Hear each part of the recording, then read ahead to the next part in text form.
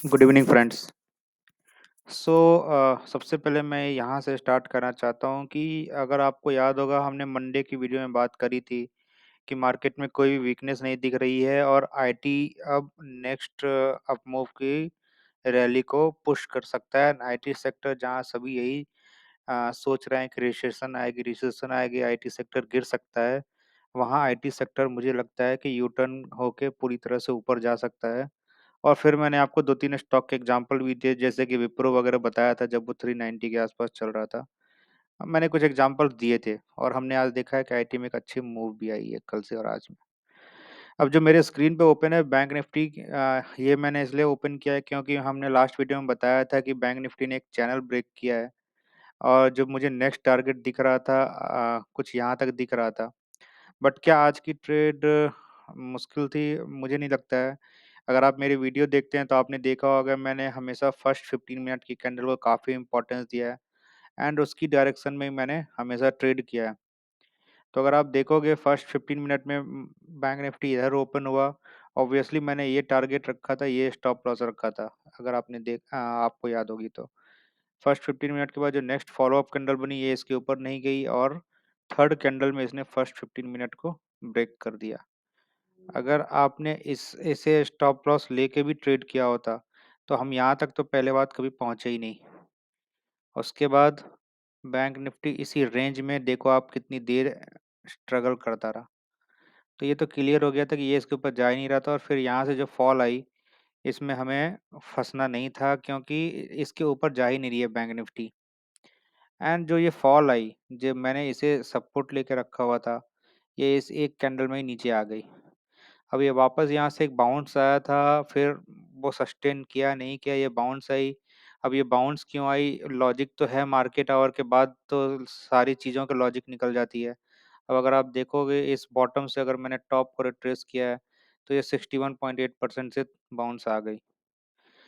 But overall कोई tough नहीं था आज का दिन। अगर आपने स्टार्टिंग में 43,500, और मैं ये नहीं बोल रहा हूँ 915 पे ही सेल करना था, लेकिन अगर 945 9 10 10 एम के आसपास भी सॉरी सेल किया होता तो आप इंटायर डे कोई प्रॉब्लम नहीं आनी थी। बट क्या क्लोजिंग कहाँ हुई है? अगेन, क्या मुझे लगता है कि बैंक निफ्टी में फिर से वीकनेस आ गई है? कल क्या होगा मुझे नहीं पता, लेकिन अगर मैं कैंडल देखता हूँ, अगर वीकनेस आनी होती, जैसा कि अगर आपको याद होगा मैं भी आपको दिखाऊंगा इसका रिलेटिवली, मैं ऐसा क्यों बोल रहा हूँ, मैं पास्ट में हमने कुछ देखा हुआ है इसलिए बता रहा हूँ। बैंक निफ्टी 2 दिन इधर रुकी थी, 43,277 की हाई बना के बैंक निफ्टी 2 दिन तक इसके ऊपर नहीं जा पा रही थी क्लोजिंग बेसिस पे। और आज बैंक निफ्टी ने क्लोजिंग कहाँ दिया है? 43,260, मतलब इसके आसपास ही दिया है। तो मुझे नहीं लगता है कि अगर बैंक निफ्टी वीक होता तो अगर कहीं इधर आके क्लोज हो जाता 43,090 या 43,000 के आसपास, तो मैं समझता कि हाँ वीकनेस आ गई है। अब मैं ऐसा क्यों बोल रहा हूँ, मैं आपको निफ्टी की चार्ट पे दिखाता हूँ। निफ्टी के चार्ट में भी देखो क्लोजिंग कल के कैंडल के ऊपर ही हुई है। अब मैं ऐसा इसलिए बोल रहा हूँ, जरा आप ध्यान से देखना। मार्केट नीचे आई थी, ऊपर इस दिन यहाँ ओपन हुई, नीचे आ गई, फिर नेक्स्ट डे ओपन हुई यहाँ, तो 2 दिन इसने क्या किया, टॉप इधर ही बनाया कहीं। फिर जब नेक्स्ट डे तो 23 नवंबर को ये ऊपर से नीचे आई थी, लेकिन इस दिन जब हमने वीडियो बनाया था तो हमने यही बातें की थी कि मार्केट में अगर वीकनेस आनी होती तो ये जो 2 दिन की हाई थी इनसे नीचे क्लोज होनी चाहिए थी। ये क्या हुआ, इसे ही टच करके इधर ही क्लोज हो गया। उसके नेक्स्ट डे देखो फिर आप क्या हुआ इसमें। तो ऐसा ही कुछ मुझे बैंक निफ्टी में भी लग रहा है। बट मैं ऐसा नहीं कहूँगा कि आप फुल्ली लॉन्ग होते हो। ऑब्वियसली इतना चल गया है तो मार्केट थोड़ा सा नीचे आ ही सकता है, प्रॉफिट बुकिंग हम देख सकते हैं। एनीवेज, कल हमने स्टॉक्स पे बातें करी थी, स्पेसिफिकली मैंने ग्रासिम के ऊपर डिस्कस किया था कि ग्रासिम काफ़ी अच्छी मूव दे सकता है और मैंने लॉजिक भी दिया था और रीजन भी दिया था। और अगर आप देखोगे तो आज ग्रासिम मेरे फर्स्ट टारगेट जो हमने ड्रॉ किया था ऑलरेडी ड्रॉन है इस वक्त भी। कप एंड हैंडल मैंने ड्रॉ करके बताया था आपको। तो कप एंड हैंडल में फर्स्ट टारगेट अचीव कर लिया है, जो एक मेजर टारगेट मुझे दिखता है।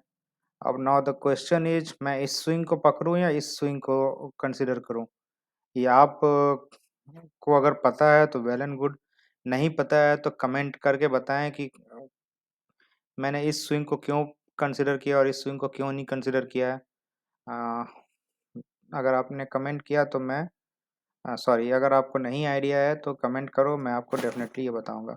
सो जो नेक्स्ट टारगेट होगी, initial target cup and handle की टारगेट तो काफ़ी बड़ी होनी चाहिए, बट सिंस अगर आप एफ एंडो ट्रेड करते हो, जो नेक्स्ट टारगेट अगर कल गैप अप हो रही है तो यही होगी पहली टारगेट एफ एंडो ट्रेडर्स के लिए basically.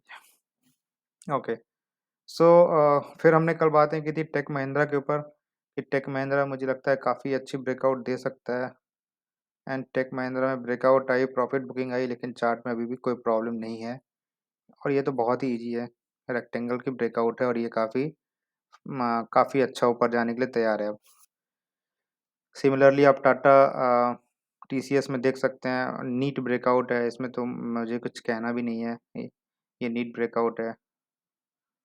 Then just like Grasim there is an Ambuja, Ambuja में भी अगर आप देखोगे हाई पे ये कप एंड हैंडल फॉर्मेशन बन रहा है और इसमें भी किसी भी दिन हम ब्रेकआउट देख सकते हैं।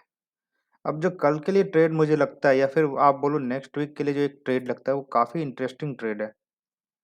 वो ट्रेड है ये सारे ट्रेड जो हम डिस्कस कर रहे हैं, ये तो इवेंट होने के बाद कर रहे हैं, या मूवमेंट, जैसे ग्रासिम हमने काफ़ी पहले ही स्पॉट कर लिया था, आज अच्छी मूव आ गई। हीरो मोटोकॉर्प स्पॉट कर लिया था, अच्छी मूव आ गई। उसी तरह मैं इसे स्पॉट कर रहा हूँ, जो मुझे लगता है अब ये चल सकती है। ये है you UBL, United breweries limited. अगर आप देखोगे, थोड़ा सा पिक्चर ब्लर हो सकता है, बट फॉर लर्निंग पर्पस यहाँ से एक टॉप बनी थी 10 नवंबर 2021 को, मैंने एक ट्रेंड लाइन ड्रॉ किया है एंड फिर एक ट्रेंड लाइन इस तरह से ड्रॉ किया है, और फिर मैं इसका लॉजिक भी दूंगा एज यूजुअल। तो अब आप देखो कि मैंने इसे जूम आउट किया है तो ये स्लोली स्लोली क्या हो रहा है, doji candle, doji candle, doji candle, 2 दिनों से डोजी कैंडल बन रहा है। मुझे ऐसा लगता है कि इसमें एक गैप होगी, मोस्ट प्रोबेबली कल ही हो जानी चाहिए। अब मैं इसका रीजन दे रहा हूँ क्यों हो जानी चाहिए कल ही गैप अप, और इसमें एक बहुत बड़ी मूव आ सकती है। इसका रीजन यही है, वीकली चार्ट। अब अगर आप वीकली चार्ट देखोगे और मैं ये सारे ट्रेंड लाइंस को हटा दूं और अब सिर्फ एक हॉरिजॉन्टल लाइन प्ले करते हैं, क्योंकि मैं हॉरिजॉन्टल बाउंड्रीज में काफ़ी यकीन रखता हूँ, मैं सिर्फ एक हॉरिजॉन्टल बाउंड्री देख रहा हूँ। अब आप देखो वीकली चार्ट पे क्या दिखता है, इस इस week rejection, last week rejection, और ये जो कल क्लोजिंग है, अब अगेन अगर कल की क्लोजिंग फिर नीचे आ गई तब तो ये फेल है, लेकिन अगर इस तरह से भी हो गई या फुल्ली कवर भी कर लिया तो आप कह सकते हो कि ये एक प्रॉपर ब्रेकआउट के लिए रेडी हो गया है। तो यूबीएल मुझे लगता है एक वीकली चार्ट पे काफ़ी अच्छी दिख भी रहा है, आपको भी दिख रहा होगा, और ये काफ़ी अच्छी ब्रेकआउट के लिए रेडी हो चुका है।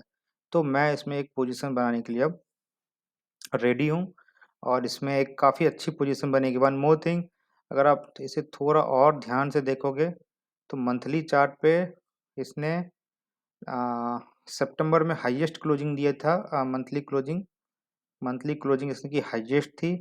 एंड देन तब से लेके अभी तक इसने स्विंग ब्रेकआउट नहीं किया है, इस स्विंग को मैं इसे स्विंग कह रहा हूँ। तो इसके नीचे कभी इसने मंथली क्लोजिंग नहीं दी, और since December month is the new month, आज first day of the month था, तो I believe this month it will make a new high respective of these weeks. So UBL हम ध्यान पे रख सकते हैं। So let's see what happens tomorrow. Thank you very much. See you.